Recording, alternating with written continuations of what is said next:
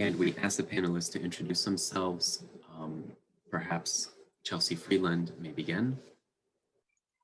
Sure. Thanks so much for having me today. I really appreciate the opportunity to speak to everyone. My name is Chelsea Freeland, and like Colleen said, I'm a Foreign Affairs Officer for Europe and Eurasia in the Cultural Heritage Center at the U.S. Department of State. The mission of the Cultural Heritage Center is to protect and preserve international cultural property. So you may know that the United States doesn't have a Ministry of Culture. There's no central government body that focuses on that. And so our office serves as the secretariat or one of the main conveners of groups throughout the US government who are focused on heritage. So this includes the Smithsonian, the FBI Art Crime Team, customs officials, the National Park Service, and many, many others. So we work with all of these groups on heritage protection and preservation.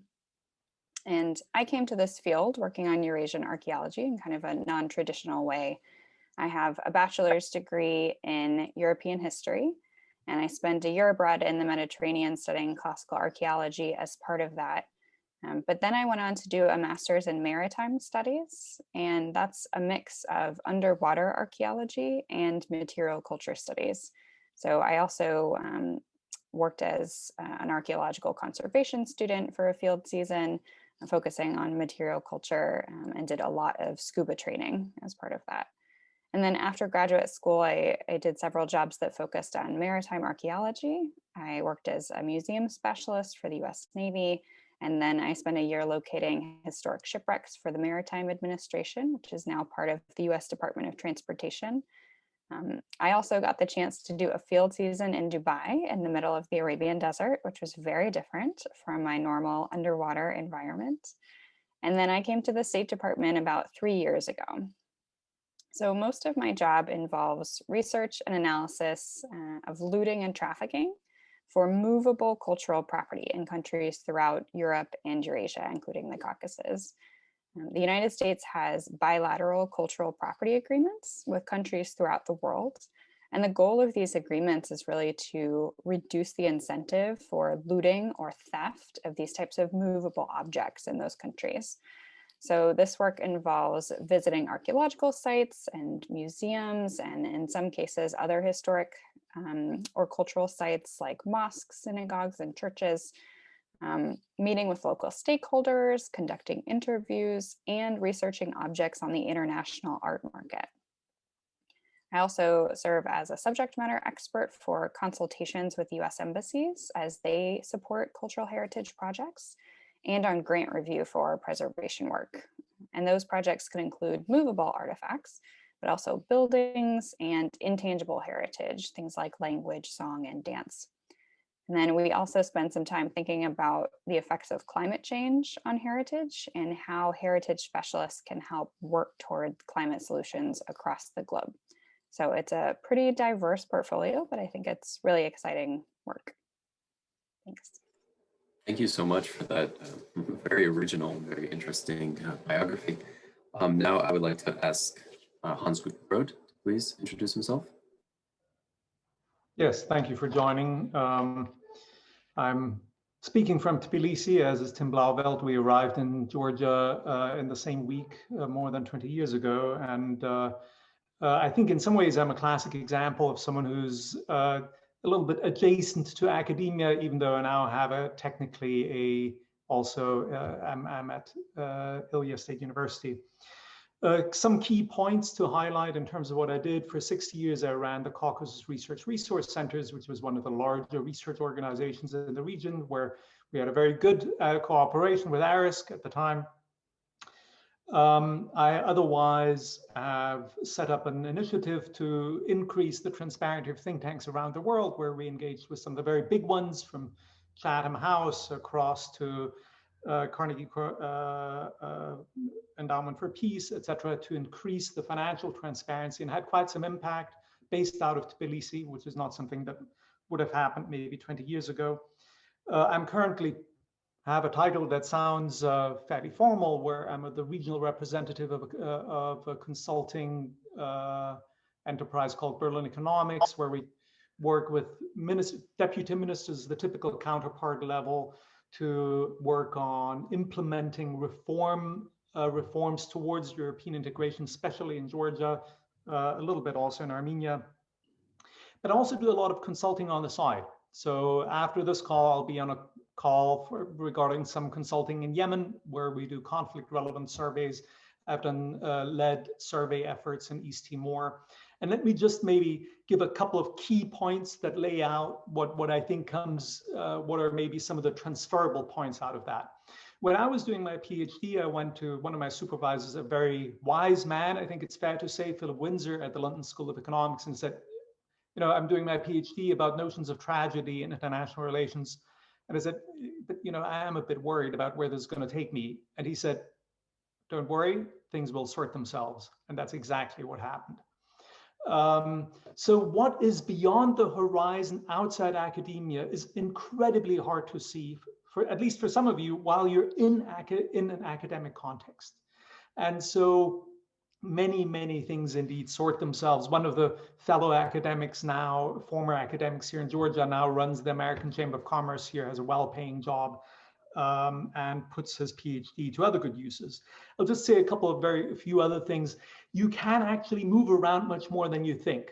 Though my sense is that there's a one-step adjacency. You can, in the same location, you can do a slightly different thing. In a very different location, you can do the same thing. With the very same people, you can potentially do slightly different things in different places.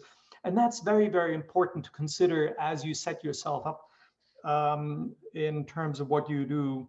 And I'll just maybe, as a last thing, I'm happy to go into more detail later. I have, for myself, almost developed a midnight Excel sheet test.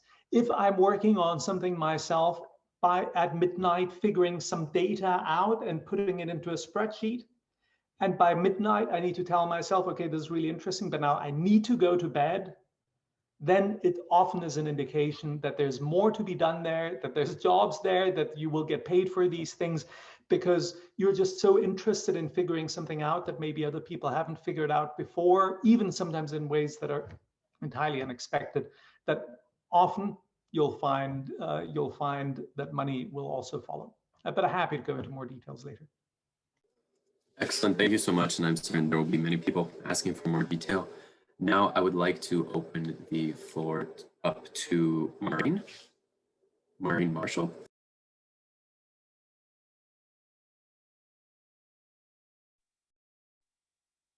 Sorry, I had trouble unmuting myself. I think I'm happy to go, or is Laura next? Laura may go next if she so chooses.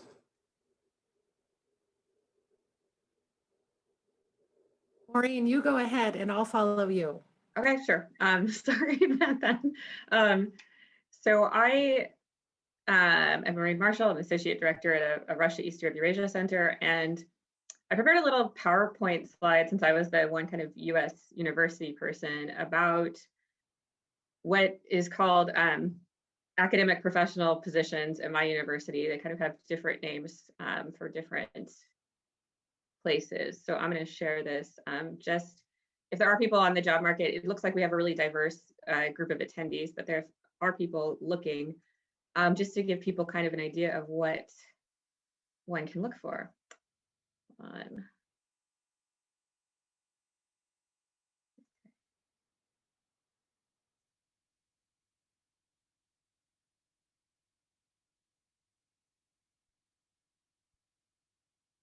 Does it not giving me the option to share my PowerPoint?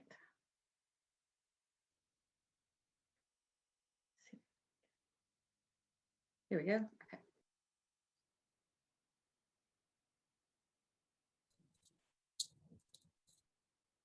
Okay, so I'll try to go through this really quickly, and I can share it or give it to more people, but there are currently just a ton of jobs in US universities. And I know people in all of these positions who have an advanced degree in either, not necessarily Caucasus, some of them are Caucasus, some of them Russia, East Europe, Eurasia, or some of them my field of anthropology and archaeology. And it just kind of keeps growing. That's what's happening in the university. So I just wanted to give people an idea of what can be done, or what people can do.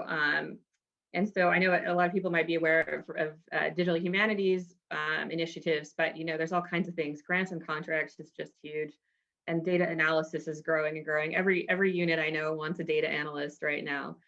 So there's all kinds of ways to put skills to use. And like Hans was saying, you can start in one place, develop another area, and move a lot more in these positions than you can in a traditional tenure track position. So there's a lot of flexibility. You're not signing yourself up for one of these positions for the rest of your life necessarily. I put libraries on here just quickly because I think that I saw that in one of the original surveys or calls about this. And there are, so the library at the University of Illinois where I work is huge. So I thought I would add a little bit of information. There are some positions that will hire you on expertise of like your region or your language skills or area studies. Those tend to be kind of projects that there might be some money for, some grant funding for a short term. We would call that academic hourly at my university usually, although there can be civil service positions too. But to move into a librarian position, you actually need a degree in library and information studies. And so usually that's a MS, and I was going to say, for our university, they offer it online, and their program is huge, and it's actually the #1 top ranked again, I think, this year, if anybody's curious. So I do know people who get PhDs and then are adding this on top, and that people are doing the same thing with education. I don't know how well that's working out for people on the job market, but it's something I've been starting to see more of. And there's a lot of diversity in libraries too, as to what the type of position is. At our university, there's actually promotional lines, and there's actually tenure lines associated with libraries as well. That said, Russia, East Europe, Eurasia specialists are few, and South Caucasus librarians even fewer. So usually their portfolio is larger than that regional specialty. In terms of my area that I work in, which is with area global international or thematic studies centers, again, so much diversity. Some of them are government supported, some of them are supported by foundations, some are endowed, some have university support. This is just a quick overview. This is from the U.S. Department of Education's International Foreign Language Education Office. And these are the programs that they were funding in 2018. So I work at a national resource center. So you can see there are 96 of those funded in the country. There's all different kinds of programs. And these are all regional focused or language focused programs. So they hire a lot of PhDs to do these jobs. For Russia, East Europe, and Eurasia, there were 10 in the last cycle. Our region keeps getting cut with funding, but we convinced Congress to increase the funding last year. And so they were able to add another university for the end of the cycle, and that's the University of Kansas. We work hard on advocacy to try to make the case, bipartisan case to Congress all the time to increase funding for these. There are more Middle East centers right now. There are 14 of those. But there are centers that exist outside of this particular funding. These are the ones that have US Department funding. Some of them started out here and then have moved away for it if they get a nice endowment or something like that. The area studies and NRCs, there's a lot of diversity depending on the university, depending on their structure within the university, but even between our units, they run really different. So our center works differently than other centers. So I just wanted to put that out there. But generally, the main positions are a faculty director.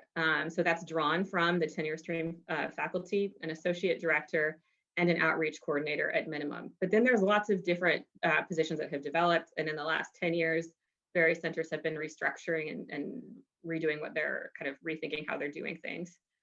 And I started out as an outreach coordinator while I was finishing my PhD in anthropology and archaeology at the University of Chicago, because the position came up and it made more money and had benefits compared to adjunct teaching. So I went for it, and I was still adjunct teaching when the associate director at the University of Illinois came up. And so, like Hans was saying, stuff works out. And I just had built up the skills to compete for that position.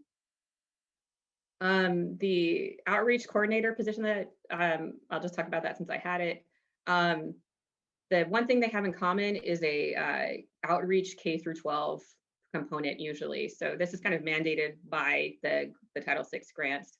So they might do teacher training. They might work in partnerships with education's museums, with the community, or they might be running classroom programs themselves. So when I did this, I created some curriculum based on, my particular area knowledge, as well as, recruiting people to speak at teacher training workshops. They also can do campus programming, public and community engagement, communications, and they might run a multimedia library. And then as an associate director, it's a combination of everything, like some other people were saying. You have a wide portfolio of things you do, but it's partly administrative tasks and partly academic duties. And there's just tons of variabilities in how these positions look. But generally it involves grants management. That's probably the big one, grants management and responsibility, supervising staff, fellowship coordination, project development, building international linkages. So some of my colleagues travel quite a bit for that. And that could draw on your regional and area knowledge as well. There's development, programming, communications. And then in the brackets, I put problem solving because that's really often what it comes down to. And then I do quite a bit of advocacy work, which I wasn't expecting and is certainly not written into the job description, but turns out to be quite important. And then there's also academic duties, and these also just really depend on what the university and the center structure is like. So you could be the DGS or the DUS, Director of Undergraduate Studies, dealing with advising, recruitment, fellowship advising. Some teaching is written to these positions, some is not. Some, if the units are joined with a department, might be faculty, some won't be. There's definitely career advising. You might serve on, theses or dissertation committees. And I put research down because that's usually not in any job description straight up. But depending on the university, they might really support that or want people with particular areas of expertise to be part of the community and experts on campus. All right, so thanks for humoring me with that. And my contact information is up here if people want more, and I can share that too.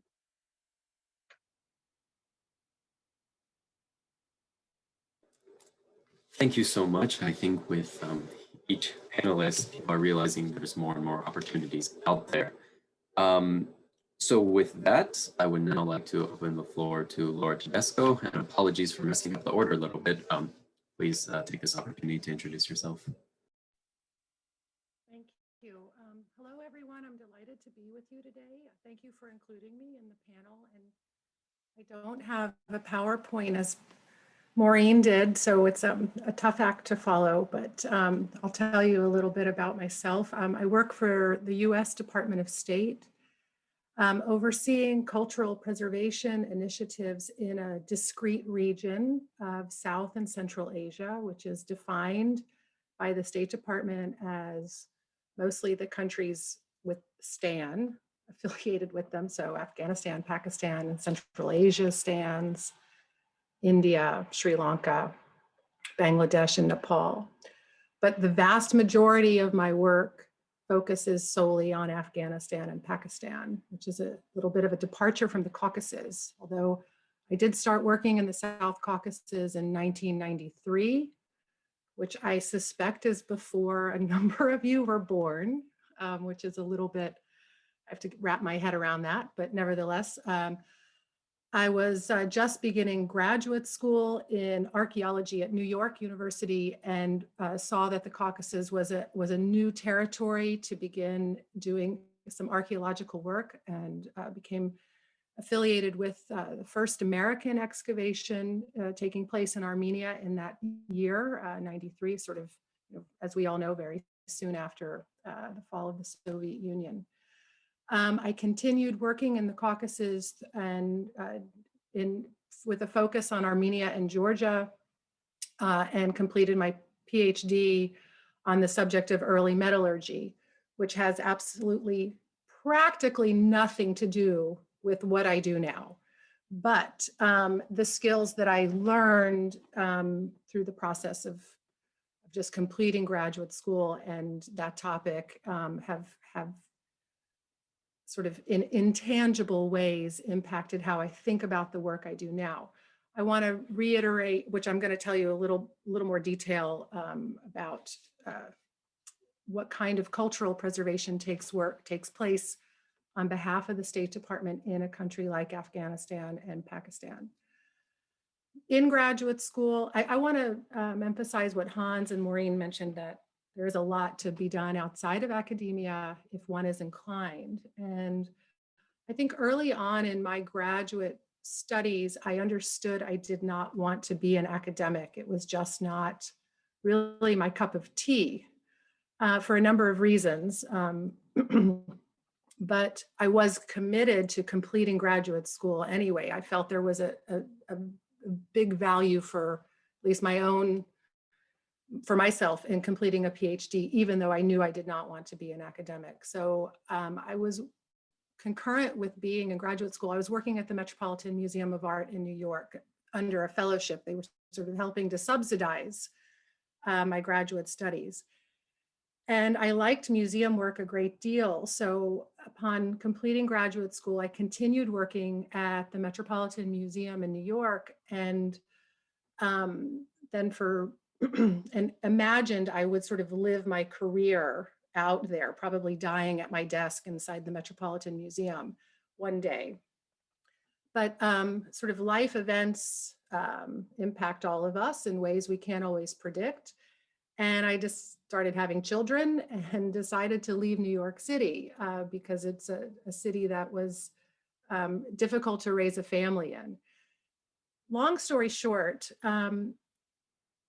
sometime in 2010, an open call to the world was posted for American citizens with experience in archaeology and museum work to apply to move to Kabul, Afghanistan on behalf of the State Department and oversee cultural preservation initiatives there. And I put my name in that hat and was fortunate enough to be hired for that position. So moved to Afghanistan, where I lived for nearly 2 years, helping to shape and define a really nascent, large-scale initiative supported by the US government for cultural preservation in Afghanistan. And that job, I just mentioned, I lived there for almost 2 years, was originally scoped to be only a 1-year position. And I asked myself the question, well, if I do this for 1 year, then what am I going to do? And I didn't know. But as Hans said, sometimes things just kind of work out. And it's 11 years later, and I'm still engaged in this work. After living there for nearly 2 years, was a bit unorthodox as a woman. I had young children at home, but was able to make this work. I've made 50 trips to Afghanistan in the last 10 years. I continue to be very closely engaged in identifying heritage sites in need of preservation that align with public diplomacy kind of goals for the United States. In the course of these past years, my work has expanded to really include Pakistan quite a bit, and some of the Central Asian republics, such as Uzbekistan, Tajikistan, etc. With that, I'll stop. There's much more that could be said. I want to leave plenty of time for our other people here to talk. So thanks, and I welcome any questions if there are any later in our session. Thank you so much. It's remarkable the breadth of opportunities in cultural heritage that are visible simply on this small panel. Now I would like to ask Timothy Blauvelt to please introduce himself. So hello, everybody. I see a lot of familiar faces here. I am professor of Soviet and post-Soviet studies at Ilia State University in Tbilisi, where I am now. And that's pretty straightforward. I teach classes on political history of the USSR, on the Cold War, on primary source research on Stalin and Stalinism. This semester, I'm teaching a class on the making of modern Ukraine. And I publish a lot of papers and have fun with that. I also, at the same time, I'm also alt-ac in that really my day job is as regional director for the South Caucasus for American Councils for International Education. And like many of us here, I guess my career trajectory has been would have been impossible to predict beforehand. My degree is in political science. And really, as I was completing it, I was really kind of losing interest in political science, and particularly the direction it was going in, and becoming much more interested in history. And really now I would call myself a political historian or an archivally based historian. But also study abroad was tremendously important in my own experience. And as I was doing my PhD research, I came as an American Council's fellow on a Title VIII fellowship. That was back in 1999, where I met Hans a week after landing. And when I was in the process of defending my PhD, I was also working for American Councils in Russia as a regional director for the Russian language program in Vladimir. I guess being between disciplines like that didn't really help with my academic job search very much. And there were opportunities to go, or rather really to stay in Eurasia, and particularly to stay in the Caucasus, in Georgia. I'd actually thought I wanted to go to Uzbekistan and thought it would be a good idea to expand my portfolio a little bit once I had finished my PhD, which was mostly about Georgia. So I applied for a Fulbright, hoping to go to Uzbekistan. And ultimately they said, no, you can't, there's no spots open, but we have all these spots. Nobody wants to go to Georgia. It's a disaster there. And would you possibly want one of these 5 open spots? And so I did that and came back and spent a year as a Fulbright professor. And in that time, the country director position for American Councils came open. The person who was my predecessor in this job had also been here for years and years. It was very big shoes to replace. I didn't even think I would be qualified, but I applied and interviewed from Vladimir, and I guess I was sort of the inside candidate for that. And so I began that in 2003, and so I've been doing that now. I guess this is my 18th year of doing that.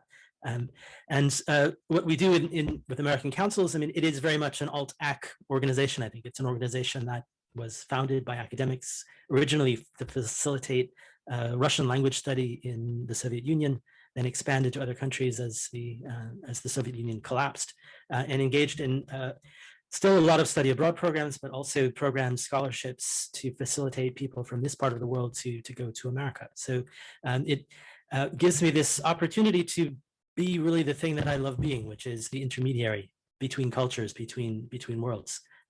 So that involves all sorts of orientation sessions, of facilitating the study abroad programs of American students who come here.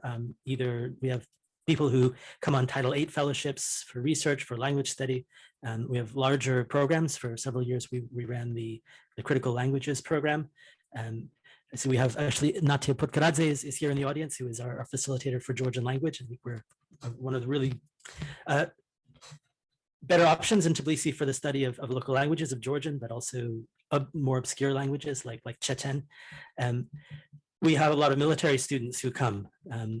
So I find myself in the kind of bizarre situation of what kind of feels like being a tour guide to my own life, of what it is to live in Georgia and Tbilisi as a foreigner. But a lot of it that also is going the other way. So a lot of what we do is, a lot of what I do is interviewing people for various exchange programs, high school students, academics, people for internships, and also doing orientations about what it's like to be an intern in America. And often it's interesting how the material for orientations in both directions is sort of the same, but from backwards perspectives. Another thing that we do and that we're very proud of is our cooperation that we've been doing for many years together with ARISC and with CRRC, where I'm on the board of CRRC. And that is the Works in Progress series. I guess I can do a little pitch for that, where we've been doing now for more than 10 years, a series of academic talks usually on Wednesday evenings. Originally with the idea of giving visiting and local researchers the opportunity to talk about their projects in front of an audience who is really interested and knows this region. Since the pandemic, we've gone online. So it's become a virtual series. So certainly if anybody might be interested in presenting your work in front of an interested audience, please get in contact with me. But in a more general sense, I think maybe to finish with by saying that one of the most rewarding things of having an alt academic career in the field, in the place that initially drew my attention is that, or my passion, I should say, is that living here and being here and doing these things it's sort of like being at an area studies conference all the time. At least it was before the pandemic, and now we're all sort of in a kind of limbo, but everybody who's interested in this region is either here or comes here. When I go to conferences, and big conferences often that are people would find very intimidating going to, for me, it's like a kind of mini reunion of all the people who I've met at different stages. And the same thing is reflected by the fact that I look through this list and see many people who come through programs or have given talks for the Works in Progress series. So I'll stop with that. So thank you for your attention. Thank you for another excellent introduction. That makes 5 of 5. Now, I would like to open up the floor to questions. We have about 40 minutes left, and I'm certain there'll be many who wish to ask questions.